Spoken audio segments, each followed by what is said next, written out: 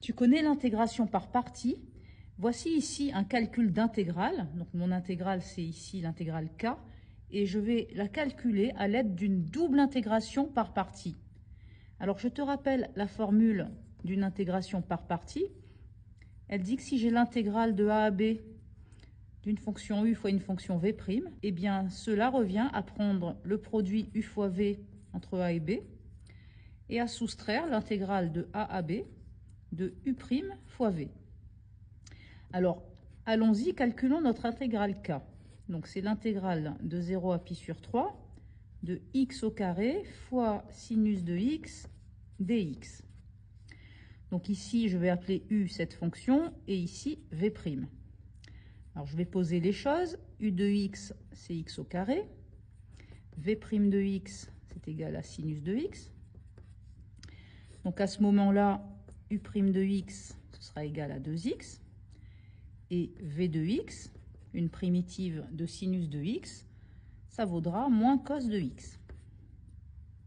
Alors, j'y vais pour une première IPP. Donc, je vais mettre entre crochets u fois v, c'est-à-dire x au carré fois moins cos x. Donc, moins x au carré cos de x, entre 0 et pi sur 3, moins l'intégrale entre 0 et pi sur 3 de u' fois v, c'est-à-dire 2x fois moins cos x.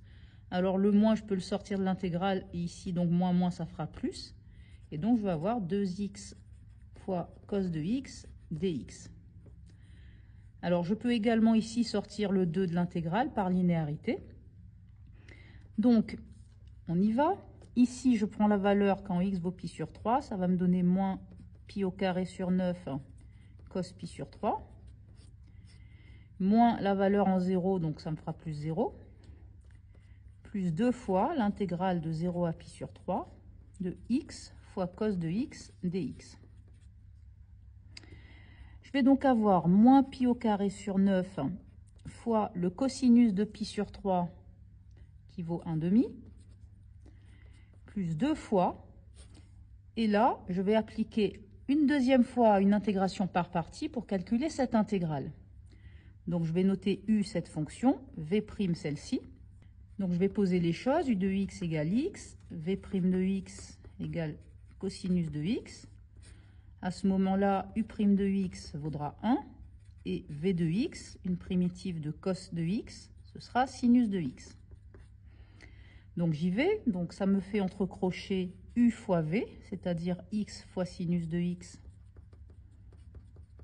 entre 0 et pi sur 3, moins l'intégrale entre 0 et pi sur 3 de u' fois v, c'est-à-dire une fois sinus de x, donc sinus de x dx. Je poursuis donc mon calcul. Ici, je vais avoir moins pi au carré sur 9 fois 2, 18, plus 2 fois. Ici, je remplace x par pi sur 3, ça me fait pi sur 3 fois le sinus de pi sur 3, moins la valeur lorsque x vaut 0, donc ça fera 0, moins. Et ici, cette intégrale, je peux la calculer en trouvant une primitive de sinus de x qui est moins cos de x. Et donc, comme j'ai déjà un moins devant, moins, ça fera plus. Et je vais donc mettre cosinus de x ici, entre crochets, entre 0 et pi sur 3. Ça me donne donc moins pi au carré sur 18, plus 2 fois pi sur 3 fois le sinus de pi sur 3 qui vaut racine de 3 sur 2, plus ici le cosinus en pi sur 3, moins le cosinus en 0. Je vais poursuivre mon calcul ici, donc moins pi au carré sur 18, plus 2 fois ici racine de 3 pi sur 6, plus le cosinus de pi sur 3 qui vaut 1/2, moins le cosinus de 0 qui vaut 1. C'est donc égal à moins pi au carré sur 18, plus 2 fois racine de 3 pi sur 6, plus 1/2 moins 2/2, donc moins 1/2. Finalement, cela va me donner moins pi au carré sur 18, plus ici je distribue le 2, donc ça va me faire racine de 3 pi sur 3, et moins 2/2, moins 1. Voilà la valeur de l'intégrale k par double intégration par partie.